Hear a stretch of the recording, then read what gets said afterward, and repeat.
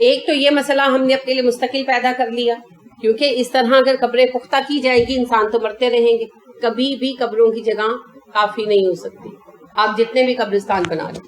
اور زندگی میں دنیا میں زندہ لوگوں کا زیادہ حق ہے یا مردے والوں کا؟ زندہ لوگوں کا نا۔ تو زندہ افراد کو زمین چاہیے کہ نہیں چاہیے؟ باڈی تو ڈسپوز آف ہو جانی ہے مرنے کے بعد۔ اور دوسرا مسئلہ ہم نے یہ پیدا کیا کہ جگہ جگہ پر جو قبریں بنی گلی محلوں کے اندر، اچھا یہ بھی یاد رکھیں کہ مسلمانوں میں یعنی اسلام میں قبرستان کے علاوہ تدفین منع ہے، کیونکہ جہاں قبر ہو قبر پر نماز ہو سکتی ہے؟ نہیں ہو سکتی نا۔ اور قبرستان میں رسول اکرم صلی اللہ علیہ وسلم نے قرآن پڑھنے سے بھی منع کیا، پتہ ہے؟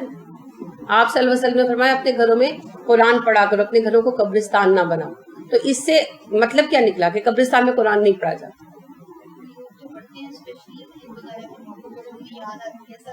جی بالکل آپ صحیح فرما رہی ہیں، گھروں کو قبرستان بنا دیا اور قبرستانوں میں قرآن پڑھنا شروع کر دیا۔ اللہ کے نبی صلی اللہ علیہ وسلم نے فرمایا اپنے گھروں میں سورہ بقرہ پڑھا کرو، اپنے گھروں کو قبرستان مت بناؤ۔ تو اس پر باب ہی یہ باندھا جاتا ہے کہ قبرستان میں قرآن پڑھنے کی ممانعت۔ کیوں کہ آپ نے یہ کہا اپنے گھروں کو قبرستان مت بناؤ، بمانے قبرستان میں قرآن نہیں پڑھا جاتا، گھر آباد جگہ ہی یہاں قرآن پڑھو۔ اسی لیے تو صحابہ جا کر پڑھتے نہیں تھے، صرف دعا کرتے تھے۔ اور اما عائشہ صدیقہ رضی اللہ تعالیٰ عنہا نے جب پوچھا کہ میں قبرستان جاؤں تو کیا پڑھوں، تو یہ نہیں کہا کہ سورہ فاتحہ پڑھو اور سورہ اخلاص پڑھو اور قرآن کی فلاں سورت پڑھو، دعا سکھائی، السلام علیکم یا اہل القبور والی دعا سکھائی۔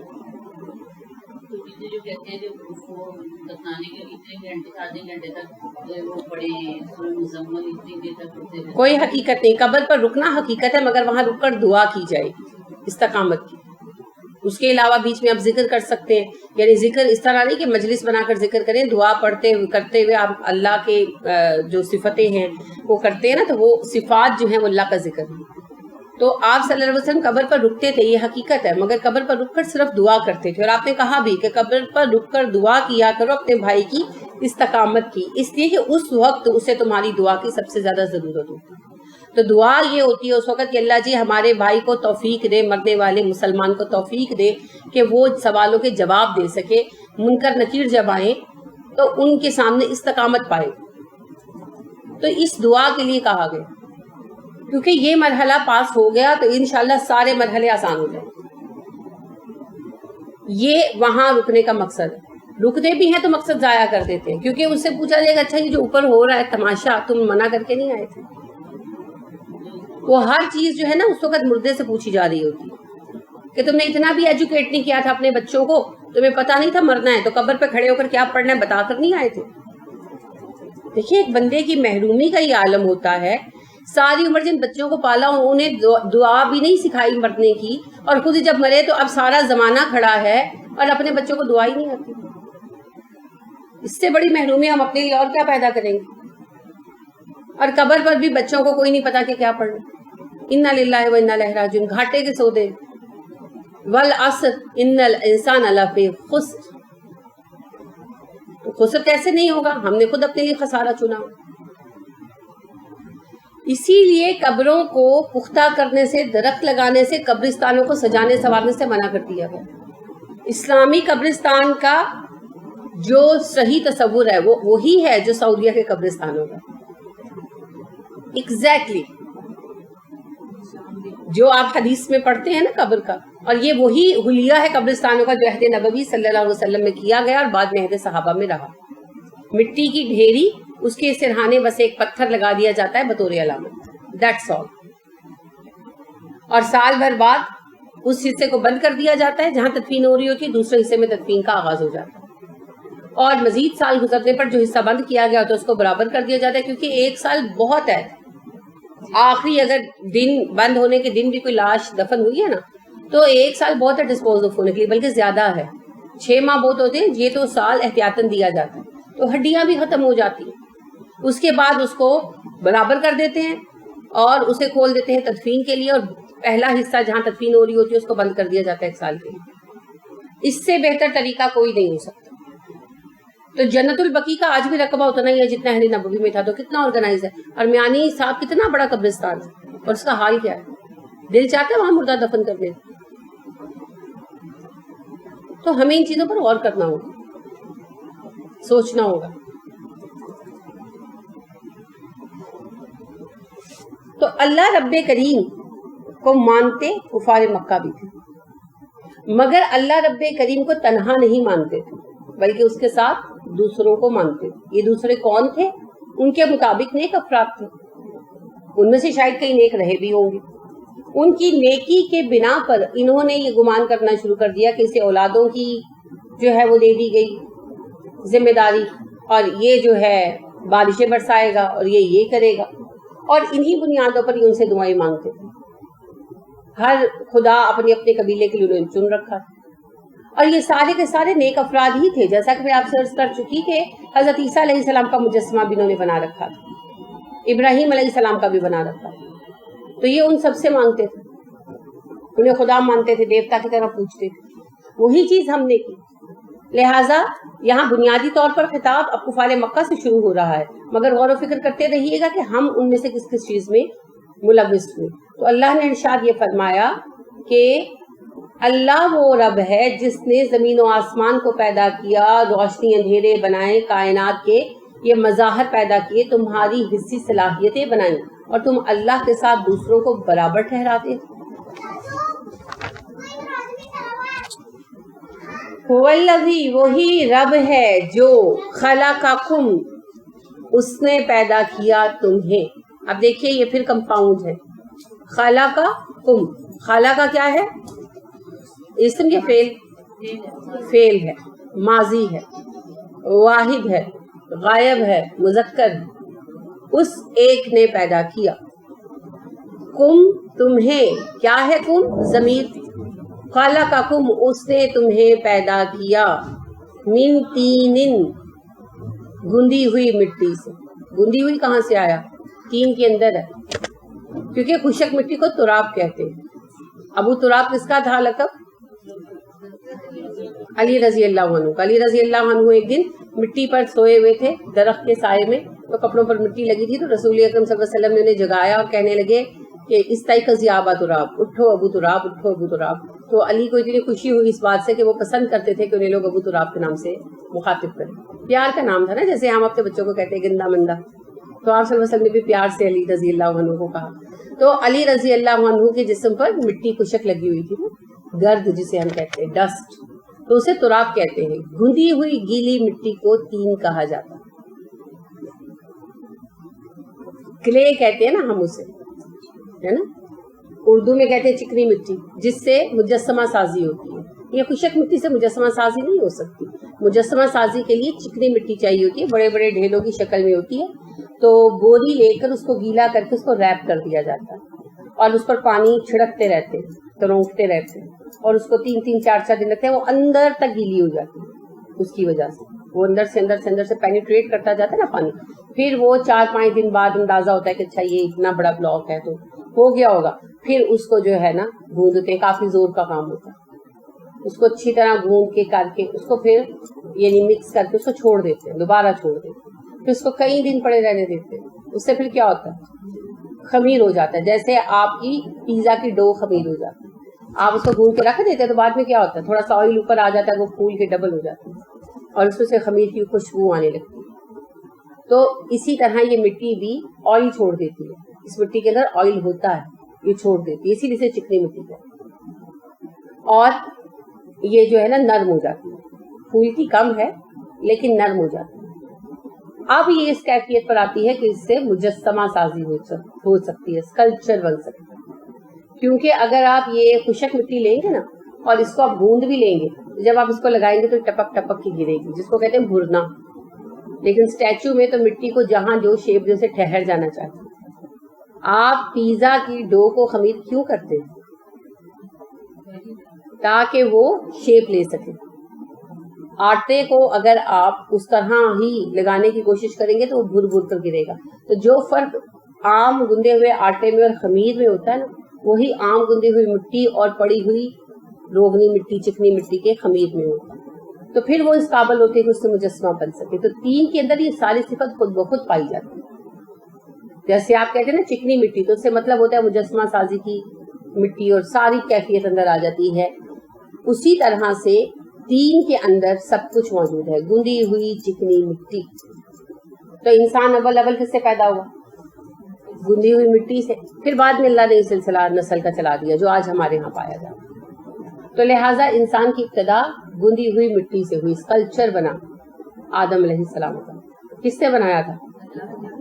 اللہ نے اپنے ہاتھ سے بنایا ہے نا. تو یہ آدم علیہ السلام کا اعزاز ہے، اللہ نے آدم کو اپنے ہاتھ سے بنایا. حالانکہ اللہ کن کہتے ہیں اور فیکون ہوتا ہے، لیکن آدم کو اپنے ہاتھ سے بنایا. کیوں؟ محبت کی وجہ سے. جیسے آپ کے پاس ملازم ہوتے ہیں نا، مگر کوئی آپ کا پیارا بچہ آتا ہے، چھٹی پر گیا چھٹی پر آتا ہے کسی کام پر، کہیں جاب پر، تو آپ کیا کرتے ہیں؟ میں خود بنا کر لاؤں گی. کیوں بنا کر لاتے ہیں؟ اظہار محبت ہے نا. اسی طرح سے اللہ رب کریم نے آدم علیہ السلام کو اپنے ہاتھوں سے بنایا. یہ محبت اور اہمیت کا اظہار، ورنہ اللہ کا تو کن ہی کافی. تو آدم علیہ السلام کو اس مٹی سے بنایا گیا. ایک تو یہی معنی ہے. دوسری بات یہ ہے کہ انسان کے اجزائی ترکیب بھی کیا ہے؟ مٹی. انسان مرتا ہے نا تو ڈسپوز آف ہوتا ہے تو کیا ہو جاتا ہے؟ مٹی. ساری باڈی میں سے پانی تو بہہ جاتا ہے نا، ختم ہو جاتا ہے جب مر جاتے ہیں نا، اور جسم پھٹتا ہے. اللہ رحم فرمائے، مگر یہ ہم سبھی کا انجام ہے کہ جب مر کر قبر میں دفن ہوتے ہیں تو سب سے پہلے کیا ہوتا ہے؟ پیٹ پھٹتا ہے. تو سارا پھر وہ پانی شانی تو بہہ جاتا ہے، کچھ کیڑے پی جاتے ہیں، کچھ مٹی ایبزارب کر لیتی ہے. ڈسپوز آف ہونے والی اصل چیز ہوتی ہے ہماری باڈی، جو سالڈ باڈی ہے. تو یہ جب گلتی سڑتی ہے، ڈسپوز آف ہوتی ہے، تو کیا ہوتا ہے؟ کیا ہوتا ہے؟ کاربن، نائٹروجن وغیرہ وغیرہ، امونیا، ان سب میں چینج ہو جاتی ہے. اور آج ہمارے پاس پوری پرسنٹیج ہے کہ ایک انسان جس کا وزن اتنے کلو گرام ہو تو اس میں کون سا نامیاتی مرکب کتنا پایا جاتا ہے. سب سائنٹیفک اعداد و شمار موجود ہے، کیونکہ ڈسپوز آف کر کے تجربے کر کے دیکھ لیا. لیکن اس اعداد و شمار میں سارے نامیاتی مرکب لے کر بندہ کوئی نہیں بنا سکتا. یہی فرق ہے. یہ جو اللہ نے کہا نا کہ میں نے تمہیں پیدا کیا، هو الذی خلقکم من طین، میں نے تمہیں گندی مٹی سے پیدا کیا، بندہ بنا دیا. اس چیز کو صحابہ کرام رضی اللہ عنہم علیہم اجمعین اس شدت سے شاید نہیں سمجھ سکتے تھے جیسے ہم سمجھ سکتے ہیں، کیونکہ صحابہ کرام رضی اللہ عنہم علیہم اجمعین نے اسے ایمان کا حصہ سمجھا اور مانا. ہم آج سائنٹیفکلی جانتے ہیں کہ انسان کے بننے میں کیا کیا اجزاء استعمال ہوئے ہیں. غالب کہتا ہے نا، زندگی کیا ہے عناصر میں ظہور ترتیب، موت کیا ہے انہی اجزاء کا پریشاں ہونا. جو ہمارے جسم کے نامیاتی مرکبات ہیں، کیمیکلز ہیں، ان کو جب اللہ ایک خاص ترتیب میں ہماری باڈی میں شامل کرتے ہیں تو انسان بنتا ہے جیتا جاگتا. اور جب ہم میں سے وہ زندگی، وہ اسپرٹ، وہ روح نکال لی جاتی ہے تو مر کر ڈسپوز آف ہو کر ہم وہی چیز دوبارہ بن جاتے ہیں، مٹی کا ڈھیر، اور پریکٹیکلی مٹی کا ڈھیر. تو آج سائنٹیفکلی ہم جانتے ہیں کہ ایک انسان جس کا قد اتنا ہو، وزن اتنا ہو، اس میں کتنی کاربن ہوگی، کتنی نائٹروجن ہوگی، کتنا امونیا ہوگا، کون سا کتنے نمکیات ہوں گے، سب پتا ہے. تو کیوں نہیں کرتے کہ وہ سارے اتنے ریشو ملے اور ایک بندہ بنا لے؟ کیونکہ وہ مٹی تو لے سکتے ہیں، گوندھ سکتے ہیں، مجسمہ بھی بنا سکتے ہیں، اتنے نامیاتی مرکب بھی اکٹھے کر سکتے ہیں، سب کچھ ہو سکتا ہے. لیکن وہ اسپرٹ کہاں سے آئے گی؟ وہ روح، وہ زندگی جسے اللہ نے آدم میں پھونکا تھا، ہے نا. آدم کا بت جب بنایا گیا مٹی سے تو اس میں تو جان نہیں تھی نا. اللہ نے کہا جب میں اپنی طرف سے اس میں روح ڈالوں تب سجدہ کرنا. تو وہ روح کہاں سے آئے گی؟ جو اللہ نے ڈالی، جو اللہ کے رازوں میں سے ایک راز. تو یہی فرق ہے بندے میں اور رب میں، کہ رب نے بنایا اور جان پیدا کر دی، اور یہ ساری صلاحیتیں ہماری زندہ کر دی. یہ اللہ رب کریم ہی کر سکتے ہیں، ہے نا. ثم پھر قضا طے کر دی، اجلن ایک مدت، صرف پیدا کر کے چھوڑ نہیں دیا، تمہارے لیے ایک مدت کا فیصلہ بھی کر دیا، کب تک جینا ہے نا؟ تو موت کا وقت مقرر ہے. کب مقرر ہوتا ہے؟ جب ابھی ماں کے پیٹ میں بچے کی شکل بھی نہیں بنی ہوتی. اللہ کے نبی صلی اللہ علیہ وسلم نے فرمایا کہ ابھی ماں کے پیٹ میں بچے کی صورت نہیں بنی ہوتی، جب فرشتہ آتا ہے اور اللہ سے پوچھ کر لکھ لیتا ہے اس نے کہاں مرنا ہے، کب مرنا ہے، اس نے کیسا انسان ہونا ہے اور اس کا رزق کتنا ہوگا. تو یہ وہ چیزیں ہیں جو تحریر شدہ. ہاں، رزق کے حصول کے ذرائع ہم اپنی مرضی سے اختیار کرتے ہیں، اور زندگی کتنی ہے اللہ کو پتا ہے، گزارنی کیسے ہے یہ ہمارا مسئلہ ہے. اللہ نے ہمیں اختیار دے دیا. تو اللہ نے پھر مقررہ مدت تک کے لیے ہر بندہ بھیجا. تو جو ہم ایک جملہ کہتے ہیں نا، بڑی ناوقت موت سے، بڑا کفریہ جملہ، کیونکہ وقت تو تب طے تھا جب ابھی بچہ پیدا بھی نہیں ہوا تھا. تو رہ گیا یہ سوچ جو ہم نے سوچی ہوئی ہے کہ جی بڈھے ہو کر مرنا ہے. تو یہ ضروری تو نہیں، کوئی اللہ کے ساتھ اسٹیمپ پیپر تو نہیں لکھا. کسی نے مجھے کہا کہ ہمارے فلاں عزیز ہیں اور وہ کہتے ہیں یعنی نماز نہیں پڑھتے، دین سے دور ہیں، تو ان کو سمجھاتے ہیں تو کہتے ہیں 40 سال میں نبیوں پر نبوت اتری تھی، تو 40 سال میں بھی توبہ کر لوں گا. تو ہم انہیں کیا کہیں، میں نے ان سے یہ پوچھے کہ آپ نے اسٹیمپ پیپر سائن کیا ہوا کہ 40 سال تک زندہ رہنا؟ How do you know? کون جانتا ہے کتنی زندگی ہے، کتنا وقت ہے. دین کو غلط انداز میں استعمال کر کے نقصان تو اپنا ہی کریں گے. جب مر کر جائیں گے تو فرشتے بھی جب سوال کریں گے. اللہ رب کریم ارشاد فرماتے ہیں آپ وہ وقت دیکھتے جب ان کی روحیں قبض کی جا رہی ہوں گی، اور فرشتے ان سے کہیں گے کہ تم لوگ کس حال میں زندگی بسر کرتے رہے ہو؟ تو وہ کہیں گے ہمیں تھوڑا وقت دے دو تاکہ ہم اصلاح کر لیں. فرشتے کہیں گے کیوں؟ تمہیں اتنی مہلت نہیں ملی تھی کہ تم چیزوں کو سمجھ لیتے؟ اتنی عمر ہو نہیں گئی تمہاری؟ تو زندگی کے امید میں توبہ کو ٹالنا بے وقوفی ہے. عمر فاروق رضی اللہ عنہ نے کہا مجھے تم لوگوں سے خطرہ یہ ہے کہ تم زندگی کی امید میں توبہ کو ٹالتے رہو گے. میں کل باز آ جاؤں گا، میں پرسوں باز آ جاؤں گا. ٹمورو نیور کمز، کل کبھی نہیں آتا. ایک میں دیکھ رہی تھی آرٹیکل تھا موٹاپے کے بارے میں، کسی ڈاکٹر کا، اس نے بڑی اچھی بات لکھی ہوئی تھی. اس نے کہا کہ اگر آپ یہ کہہ رہے ہیں کہ میں کل سے رائٹنگ شروع کروں گی یا کل سے ایکسرسائز شروع کروں گی، تو اس کا مطلب ہے آپ ابھی کچھ نہیں کریں گے. کرنا ہے آج ابھی اسی وقت سے شروع کریں. اسی طرح اگر میں نے توبہ کرنی ہے تو کل کیا ہے؟ آج ابھی اسی وقت. کون جانتا ہے کل مجھ پر آنی ہے یا مجھ پر کل نہیں آنا ہے نا. ابھی ریسنٹلی ہمارے ساتھ ہوا، عید کے دنوں میں ہی میرے میاں کے ایک کزن بیمار تھے، تو میں نے کہا کہ ان کی عیادت کے لیے چلتے ہیں.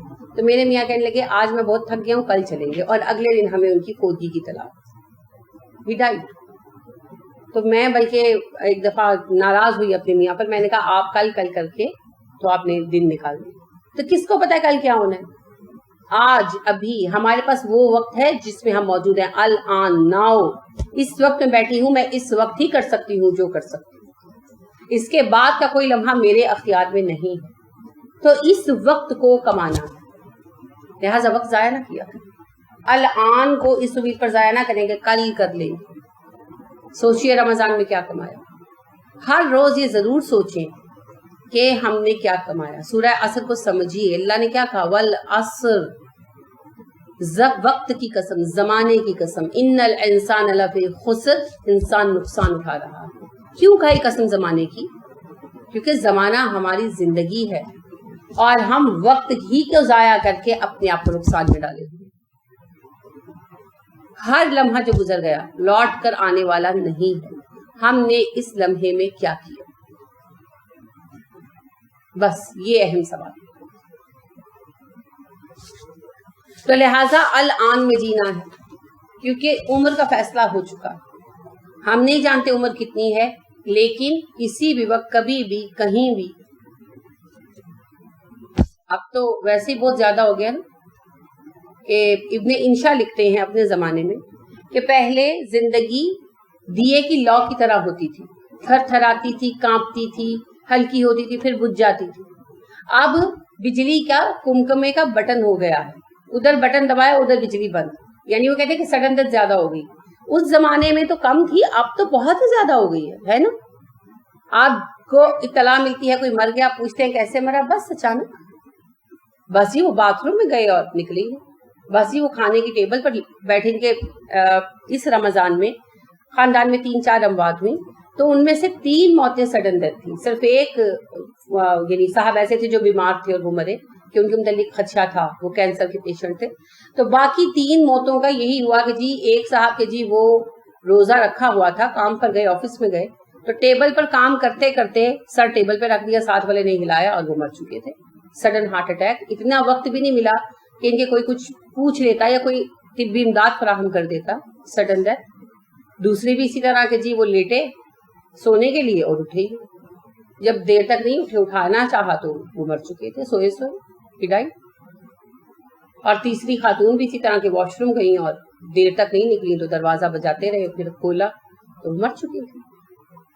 Sudden death. رسول اکرم صلی اللہ علیہ وسلم نے کہا تھا کہ قیامت سے پہلے تم دیکھو گے کہ اچانک موت بہت بڑھ جائے گی, سڈن ڈیتھ بڑھ جائے گی. یہ بھی اس کی علامت میں سے ہے. زندگیاں اس طرح اچانک ختم ہو جاتی ہیں, تو کیا پتا کون سا لمحہ ہے, میرے لیے کون سا ہے, آپ کے لیے کون سا, یو نیور نو. تو پھر اس لمحے کے انتظار میں بیٹھ رہنا پتہ کیسا ہے, جیسا نکمے بچے کرتے نا, پیپر تو پہلے پڑھ لاؤں. آپ کو کبھی ہو سکتا ہے خود بھی ایسا کرنے کے اتفاق کو, وہ کبھی کیا ایسا کہ کوئی بات نہیں, یہ سبجیکٹ تو مجھے آتا ہے, پیپر سے پہلے دہرا لوں گی. اب جب کرتے کرتے پیپر میں 2 چھٹیاں وہ بھی گزار دی, کوئی بات نہیں, اتنا سا تو پیپر ہے, معاشرتی علوم کا تو پیپر ہے, رات کو دیکھ لوں گی. اب جو رات کو بیٹھے تو پتہ چلا کہ معاشرتی علوم میں تو اتنا کچھ یاد کرنے کا ہے, اب صبح رو رہے ہیں, اور پھر فائنلی کیا ہوتا ہے, فیل ہو جاتے ہیں, ایک آدھ سبجیکٹ میں کم پارٹ آ جاتی ہے. تو یہ وہی کیفیت ہے ہماری. اس کیفیت سے بچنے کا ایک ہی حل کیا ہے, وہ وقت کی قدر کرنا بالکل, اور عمل کرنا. ایملی رسول اکرم صلی اللہ علیہ وسلم نے کہا نا, کام کرتے رہو, کام کرتے رہو, کام کرتے رہو. رات کو کسی نے مجھے سوال بھیجا ہوتا ہے اسلام کی روح کیا ہے, کیا ہے, جہد مسلسل, اور کیا, کام کرو کام کرو کام کرو. اللہ کے نبی صلی اللہ علیہ وسلم ساری زندگی کام کرتے رہے, جب تک جسم نے ساتھ دیا کام کرتے رہے, فارغ بیٹھے نہیں بیٹھے. حالانکہ اللہ کے نبی تھے, سردار الانبیاء تھے, لیکن ذمہ داری بڑی پڑی تو کام بڑھ گیا, ختم نہیں ہوا. وہ بچپن میں 14 اگست پہ ایک ترانہ بجایا جاتا تھا, ہم تاب ابد سید تغیر کے ولی ہیں, یاد ہے؟ تو اتنا خوبصورت, وہ ایک ہی بند ہے لیکن بڑا خوبصورت. ہم تاب ابد سید تغیر کے ولی ہیں. تاب ابد ہم نے کیا کرنا ہے, کوشش کرنی ہے, تبدیلی لانی ہے. ہم تاب ابد قیامت تک کے لیے سید تغیر کے ولی ہیں. کیوں؟ ہم مصطفیٰ بھی, ہم رسول اکرم صلی اللہ علیہ وسلم کی امت ہیں. مجھے نہیں پتا یہ کس کا بند ہے, لیکن بہت بامانے ہے. دین ہمارا دین مکمل, استعمار ہے باطل ارزل, خیر ہے جد و جہد مسلسل. نیکی مسلسل جد و جہد کا نام. آپ کے ایک دن کام کرنے سے یا میرے ایک دن کام کرنے سے تبدیلی نہیں آئے گی. خرابی بھی ایک دن میں نہیں آتی. یہ جو اتنی فحاشی آج پھیل گئی ہمارے معاشرے میں, یہ ایک دن میں پھیلی, صدیوں کا کام ہے اس کے پیچھے. تو خیر کے قیام کے لیے بھی مسلسل کام کرنے کی ضرورت ہے. سلو بٹ اسٹڈی ہے نا اصول, آہستہ مگر مسلسل کام کرو تب تبدیلی آتی. تو بات یہی ہے کہ ہم تاب ابد سید تغیر کے ولی, ہم مصطفیٰ بھی. ہمارے لیے آرام کا کوئی موقع نہیں. ہم دنیا میں آرام کرنے کے لیے تشریف نہیں لائے. ہم تو کارکن ہیں, ہم تو کام کرنے کے لیے بھیجے گئے. ہمارا فریضہ ہے دن رات ایک کر کے کام کریں, تاکہ دنیا میں اللہ کا نظام آئے اور جنت ہمیں ملے. ہم سونے کے لیے نہیں بھیجے گئے, اور سونا کمانے کے لیے بھی نہیں بھیجے گئے. ایک سونا وہ نا بستر پر ملتا ہے اور ایک سونا مارکیٹ میں ملتا ہے, دونوں ہی ہمارا مقصد نہیں. یہ سب کچھ تو مل جائے گا جب جنت ملے گی. تو ہمیں کام کے لیے بھیجا گیا ہے. تو عمر طے ہے, اس میں اضافہ نہیں ہو سکتا اور نہ کمی ہو سکتی ہے, لیکن کام ہم اپنی مرضی سے کر سکتے ہیں. تو وقت میں کمی بیشی نہیں ہو سکتی, مگر کوالٹی آف ٹائم اور کوالٹی آف لائف یہ ہمارے ہاتھ اختیار ہے.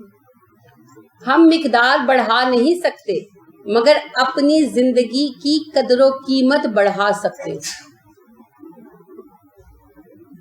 آپ دیکھیے دنیا میں بے شمار لوگ آتے ہیں 70-80 سال کی عمر پاتے ہیں, کوئی غیر معمولی بات تو نہیں ہے, لیکن نیوٹن کیوں اتنا اہم ہے؟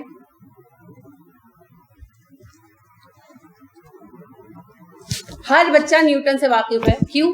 کیونکہ نیوٹن کام کر کے گیا نا, اس نے اس طرح کے لاز دیے اور سائنس میں کام کیا جس کی وجہ سے ہر کوئی اس بندے سے واقف ہے, چاہے اس کے حالات زندگی سے واقف ہو یا نہ ہو, لیکن ان کے کام سے واقف ہے نا. اسی طرح مارکونی ہے, پھر آپ دیکھیے کہ آئنسٹائن ہے, کتنے ہی لوگ ہیں سائنس کے میدان میں, کئی ڈاکٹرز ہیں. اچھا عبد الستار جی صاحب نے کتنی زندگی پائی, کتنی عمر تھی ان کی؟ 80+ تھے, نارمل بات ہے. کئی آپ کے خاندان میں بھی بزرگ ہوئے ہوں گے اس عمر کے, تو کس کو یاد ہے؟ لیکن عبد الستار صاحب کو کون بھولے گا, کیونکہ وہ کام کر کے گئے ہیں. اسی طرح ہمارے اپنے جو بڑے ہیں, بزرگ ہیں, علماء ہیں ہمارے, آپ دیکھیے کہ میں حیران ہوتی ہوں وہ جو کتابیں لکھ گئے ہیں ہمیں پڑھنے کی ہمت نہیں پڑتی. اتنی تفصیلی تفسیر کبیر آپ دیکھیں کہ اس کا اتنا تفصیلی بحث ہے, قرآن کے ہر موضوع پر اتنی تفصیلی بحث ہے, اور ترجمے کے ساتھ اس کی 110 جلدیں, اور ہر جلد اپنے والیوم میں کنگ سائز ہے. تو پڑھنے کی ہمت نہیں ہوتی.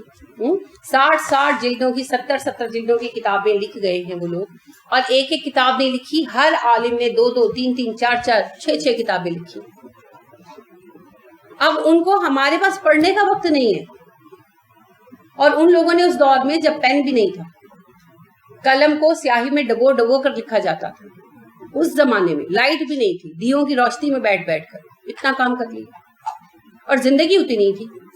2 باتیں ہیں. پہلی بات, انہوں نے اپنی زندگی کو مقصدیت کے ارد گرد رکھا, غیر ضروری کام نکال دیے زندگی سے, اپنے ایک ایک لمحے کو استعمال کیا. اور دوسرا, جب انہوں نے اللہ کی راہ میں اپنی زندگیاں لگائیں, وقت لگایا, تو اللہ نے اس میں برکت ڈالی. یہ کام تو برکت والا مقصد تمہیں تبھی ملے گا جب ہم یہ کام کریں گے. ہم اللہ کی راہ میں جو چیز دیتے ہیں اس میں برکت آتی ہے نا, وقت دیتے ہیں وقت میں برکت آتی ہے, تو جب وقت لگائیں گے تو برکت آئے گی. لیکن پہلی چیز کہ ہم وقت کی قدر کریں, تو وقت کی قدر اصل میں زندگی کی قدر, کیونکہ اگر میری زندگی 50 سال ہے تو آج کا دن گزرے گا تو 50 سال میں ایک دن اور کم ہو جائے گا, تو میری تو زندگی گزر رہی ہے. سورہ عصر کے بارے میں امام مالک فرماتے ہیں کہ میں نے سورہ عصر کا مفہوم ایک برف فروش سے سمجھا جو صدا لگا رہا تھا کہ لوگوں اس بندے پر رحم کرو جس کا سرمایہ گھلا جا رہا. برف بیچ رہا تھا نا, برف پگھل رہی تھی, تو وہ آواز لگا رہا تھا کہ لوگوں برف خرید لو, اس بندے پر رحم کرو جس کا سرمایہ گھلا جا رہا ہے. تو کہتے ہیں اس کی صدا سے میں نے سورہ عصر کا مفہوم سمجھا کہ ہمارا سرمایہ گھلا جا رہا ہے, ہماری مہلت ختم ہوتی جا رہی ہے. کتنا ہم نے کام کر لیا, یہ سوچنے کی بات ہے. چھوٹا سا سوال ہے, اگر آج میں مر جاتی ہوں تو کیا میں قبر میں سوالوں کا جواب دینے کا اہل پاتی ہوں اپنے آپ کو؟ آج اگر میں مر جاتی ہوں تو کیا اللہ کے سامنے جب مجھے لے جایا جائے گا تو میرے لیے آسمانوں کے دروازے کھلیں گے؟ کیا میں اللہ کا سامنا کر سکتی ہوں؟ میں نے کچھ ایسا کر لیا یا نہیں؟ اور اگر نہیں کیا اور آج میری موت کا وقت ہے تو میں کیا کروں؟ یہ وہ بنیادی سوال ہے جسے اگر ہم سوچیں صحیح معنوں میں اور یاد رکھیں تو پھر اصلاح ہو کر ہی رہے. تو یہاں ایک دوسرا بڑا اہم پوائنٹ ہے. اللہ نے پیدا کیا, زندگی دی, اور زندگی کی ساری صفتیں دی, کیونکہ صرف عناصر اکٹھے کر کے انسان کو بنایا نہیں جا سکتا. اول تو آپ دیکھیں جو اسکلپچر میکر ہیں, بت بناتے ہیں, مجسمہ ساز, کیسا کیسا بت بناتے ہیں. مائیکل اینجلو جو ہے نا, ایک مجسمہ ساز گزرا, اس کے مجسموں کو دنیا میں عجوبہ مانا جاتا ہے, ہیں بھی. آپ کبھی نیٹ پر نکال کر دیکھیے گا, پائتا اس نے بنایا, ایک عورت کا مجسمہ ہے, بڑا خوبصورت ہے. اور اس کا سب سے مشہور زمانہ مجسمہ ہے ڈیوڈ, داؤد علیہ السلام. ٹھیک ہے, خیال مجسمہ قدرتی بات ہے, مگر وہ اس قدر حقیقی ہے, اس قدر حقیقی ہے کہ آپ حیران رہ جائیں گے دیکھ کہ نسیں رگیں تک اس نے پتھر سے, حالانکہ اس نے تراشا, اس کو مٹی سے نہیں بنایا, پتھر سے تراشا, سنگ تراش تھا وہ شخص. کہ حیرت ہوتی ہے کہ اتنا حقیقی بھی کوئی بنا سکتا ہے. اور اس کے جو ناقدین ہیں وہ لکھتے ہیں کہ جب اس نے مجسمہ بنایا, اپنا مکمل کیا, تو اس کے گھٹنے پر ہتھوڑا مار کے کہنے لگا تو بولتا کیوں نہیں. اٹ واز دیٹ الائیو کہ لگتا تھا کہ اب بولے گا, تب بولے گا, اور حقیقت ایسے ہی ہے. اور بہت بڑا مجسمہ ہے, پورے شہر میں اوپر سے نظر آتا ہے, پہاڑی کے اوپر تراشا گیا. نیٹ پر کبھی دیکھیے گا. انسان اس حد تک مکمل مجسمے بنا سکتا ہے. ایک اور مجسمہ ہے, وہ کسی گمنام سنگ تراش کا ہے, اس کا نام ہے تھنکنگ مین. تھنکنگ مین تو وہ بھی اس قدر یعنی حیران کن تخلیق ہے انسانی ہاتھوں کی کہ سر پکڑ کے ایک آدمی سوچ رہا ہے, تو وہ بیٹھا ہے نا, تو جیسے اس نے بازو رکھا ہے, تو بازو آپ رکھتے ہیں تو آپ کی نسیں ابھرتی ہیں نا, وہ نسیں تک اس نے اباری ہوئی لٹرلی. اور آپ ایسے جب بازو رکھتے ہیں تو یہاں بغل کا گوشت ایسے کرو آتا ہے, اس نے وہ کرو تک دکھایا ہوا, اور پتھر سے مجسمہ تراشا. اتنی باریک بینی, اتنی محنت, انسان حیران رہ جاتا ہے. اسی طرح لٹل مرمیڈ کا مجسمہ مشہور زمانہ, وہ آپ نے کہانی بھی پڑھی ہوگی کہ جو ہے جل پریاں تھیں, تو ان کی چھوٹی بہن تھی, تو اسے دنیا میں آنے کا شوق تھا, تو وہ دنیا میں آئی, تو رات باپ نے کہا کہ اچھا جا رہی, سورج نکلنے سے پہلے واپس آ جانا, لیکن سورج نکلا ہے, وہ واپس نہیں, تو پتھر کی ہوگی. تو اس کہانی کی بنیاد پر ایک سنگ تراش, اس کا نام مجھے اب یاد نہیں, اس نے مجسمہ بنایا سمندر کے کنارے پتھر کو تراش کر. لٹل مرمیڈ ہی اس کو کہتے ہیں. ہے وہ مجسمہ, لیکن وہ اس قدر حقیقی ہے کہ دیکھنے میں یوں لگتا ہے کہ سچ مچ پتھر کی ہی بن گئی. اور پھر آپ دیکھیں یہ جو ہے ٹیراکوٹا آرمی, 5000 مجسمے ہیں, پوری آرمی بنائی گئی. اور اگر یعنی اس کو آپ دیکھیں نا تو کیفیت یوں آتی ہے, جب میں نے دیکھا تو ایسے لگا کہ جیسے وہ کہانیوں میں نہیں کہ جادوگر نے پورے لشکر کو پتھر میں بدل دیا. تو بس دیکھنے میں یہی دل پر میرے تو یہی کیفیت ایسی ہوتی تھی. ہر بندے کی شکل الگ ہے اور ہر بندے کی کیفیت الگ ہے, یعنی کہ یہ نہیں ہے کہ مجسمے ایک جیسے ہیں, سب الگ الگ ہیں. کسی کا قد چھوٹا, کسی کا بڑا, فیس فیچرز الگ ہے, کلرز الگ ہیں. اور آپ یہ دیکھیے کہ ان کے جیسے کوئی گھوڑے پر اتر رہا ہے, کوئی اپنی چیز اٹھا رہا ہے, وہ جس اینگل میں ہیں اس اینگل میں اس نے ان کے مجسمے بنائے ہیں. کتنی محنت کی ہوگی, کتنے فنکار اس پر کام کرتے رہے ہوں گے, کتنی پیسہ لگا ہوگا. اور حقیقتاً دیکھ کر دل پر کیفیت یہی آتی ہے کہ گویا کسی نے رخصت ہوتے ہوئے لشکر کو پتھر بنا دیا. اسلام آباد کا میوزیم میں جو 1940 کی قائد اعظم کہتے ہیں کہ دیکھیے ایسے لگتے ہیں جیسے ابھی قائد اعظم جو ہے نا گول پڑی, اتنی ریالٹی کے پریشان ہو جاتے ہیں. مہاتما بدھ کی ایک بار جانے کا اتفاق ہوا تو ایک کو دیکھ کے ڈر ہی لگنے لگا کہ نہیں کہتے ہیں اسٹوپا, جو مہاتما بدھ کے مجسمے ہیں نا ان کے لیے خاص طور سے استعمال ہوتا ہے اسٹوپا, اور اس کی مہارت حیرت انگیز ہے نا. بدھ کے جو مجسمے بنائے گئے, بدھا جو بنائے گئے, کوئی فاسٹنگ بدھا ہے, کوئی لافنگ بدھا ہے, کوئی کرائنگ بدھا ہے, حیرت انگیز ہیں, ہے نا, لگتا ہے بول پڑیں گے. ایگزیکٹلی. لیکن آپ دیکھیے اتنی مشقت کر کے فرق کہاں آتا ہے خالق اور مخلوق میں. اس مجسمے میں جان نہیں ڈال سکتے, وہ روح نہیں ڈال سکتے, جس کے ڈالنے کے بعد اللہ نے کہا تھا جب میں وہ روح ڈالوں گا تب سجدہ کرنا, ہے نا. یہی فرق ہے. اور پھر اس زندگی کے دینے کے بعد اس زندگی کو کب تک ہمارے پاس رہنا ہے, اس کا اختیار بھی اللہ کے پاس ہے, اس کا فیصلہ بھی رب کریم نے کیا, اور اس فیصلے پر کوئی اثر انداز نہیں ہو سکتا. موت کا ایک دن معین ہے نا, اور وہ اللہ نے کر رکھا ہے.